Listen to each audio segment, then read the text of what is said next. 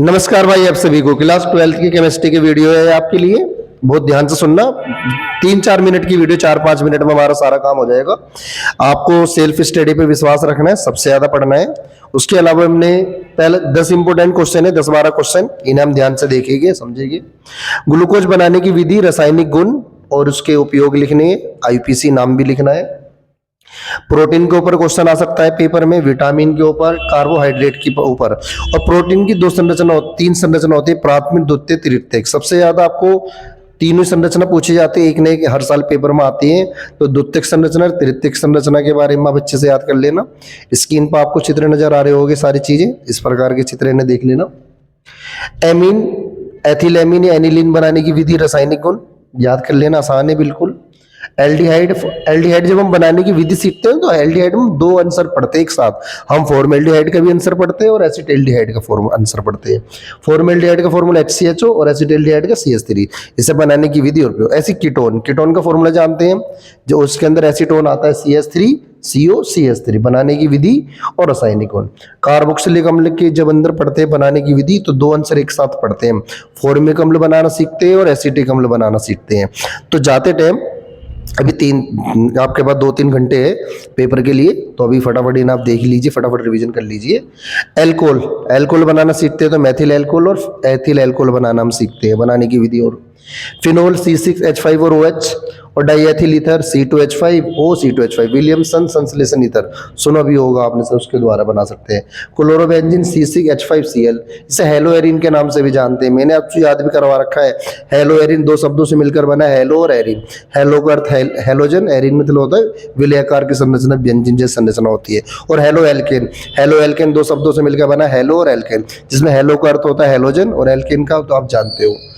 बना सिखा रखा है मैंने, आपको याद भी करवा रखी है क्लास में, कई बार आपको मैंने बोल के सारी चीजें क्लियर है। डी ब्लॉक के तत्व और एफ ब्लॉक के तत्व। डी ब्लॉक के तत्व वे तत्व परमाणु जिनके इलेक्ट्रॉनिक विन्यास बनाने पर उनका अंतिम इलेक्ट्रॉन डी उपकोष में प्रवेश करता है। अर्थात वे तत्व परमाणु जिनके इलेक्ट्रॉनिक विन्यास बनाने पर उनके बाह्यतम कोष से पहले वाले कोष में 9 से लेकर 18 इलेक्ट्रॉन एक एक परमाणु क्रमांक की वृद्धि के अनुसार आते हैं। वो कौन से तत्व के होते हैं हमारे?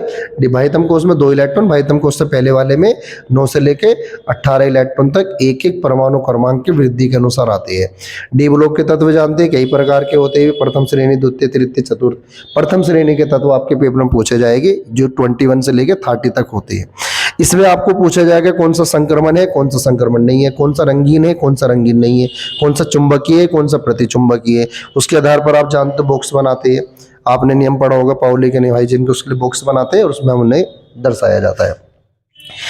उपसेचनी यौगिक का आईपीसी नाम पढ़ रखा होगा, एक VBT और CFT, वैलेंसी बॉन्ड थ्योरी, संयोजकता आबंध सिद्धांत, और CFT crystal field theory, crystal क्षेत्र सिद्धांत पढ़ भी रखे आपने। ये 5-5 लाइन इनके बारे में याद कर लेना, है ना। संयोजकता आबंध सिद्धांत और क्रिस्टल क्षेत्र थ्योरी, ये याद, क्रिस्टल क्षेत्र है ना सिद्ध।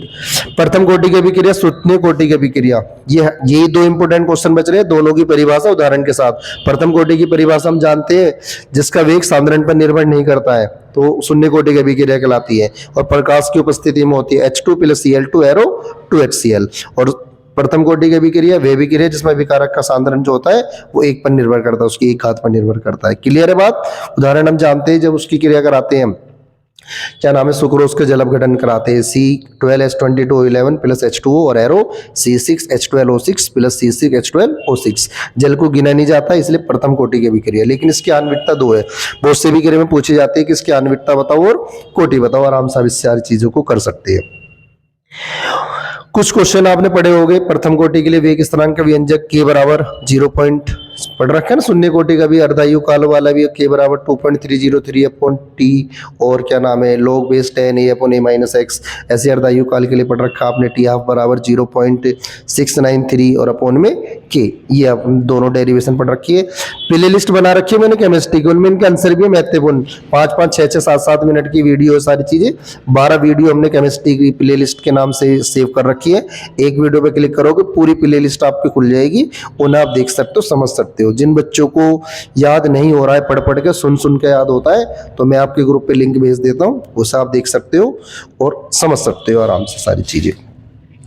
मोलरता, मोल प्रवाह, जो मोलर उन्नयन स्थिरांक सुन रखे ना, जिसमें आपको फॉर्मूला भी होता है m बराबर 1000 गुना के F small W upon delta T B upon into capital W. पता होगा आपको डेल्टा टी बी को किस नाम से जानते हैं, डेल्टा टी एफ को किस नाम से जानते हैं।